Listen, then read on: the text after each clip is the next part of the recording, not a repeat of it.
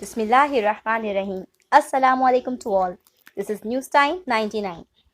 دوستوں، کل کا دن OIC کے اجلاس کا دن تھا، اور کل کا دن ہی وہ دن تھا جس نے کروڑوں مسلمانوں کی آس امید کو توڑ دیا.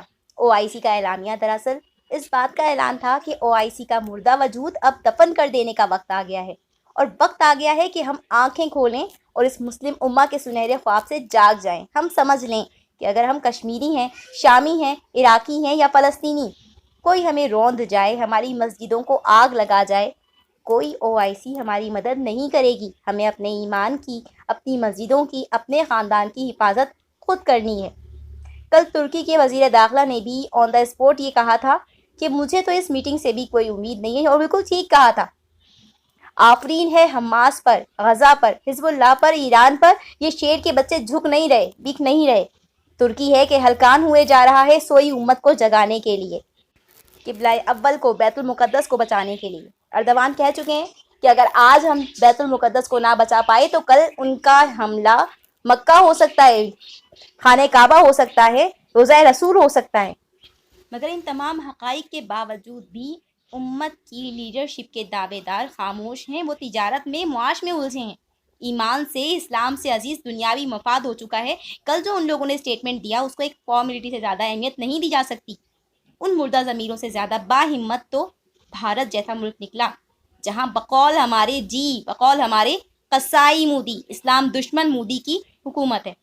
اس نے دکھاوے کو دیا، خلوص سے دیا، یا جیسے بھی دیا، کم از کم عالمی سطح پر فلسطین کی جنگ بندی کے لیے ایک واضح اور مضبوط بیان تو دیا. دوستو، ہم کم ظرف نہیں کہ اگر دشمن اچھی بات کرے تو ہم اسے چھپائیں.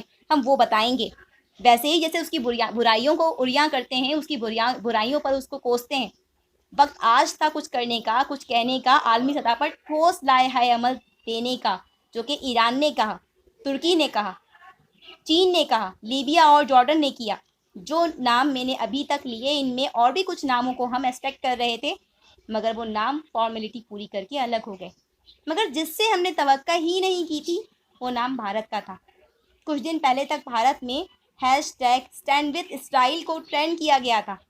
تو اب یہ بات بہت غیر یقینی سی لگتی ہے، مگر جو بھی ہے سچ ہے. اسکرین پر ملاحظہ کیجئے گا. Incitement and destruction immediately of the hour, so as to arrest any further slide towards the brink.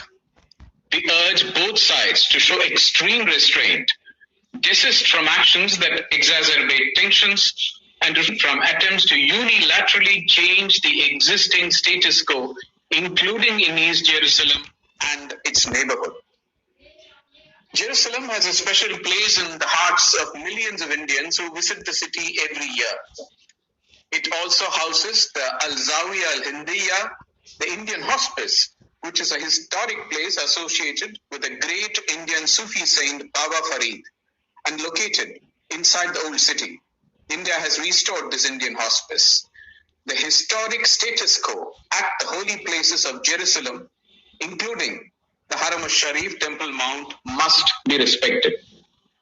We support the diplomatic efforts of the Quartet and other members of the international community, the countries in the region in particular, to calm the situation and put an end to the ongoing violence and seek to achieve durable peace.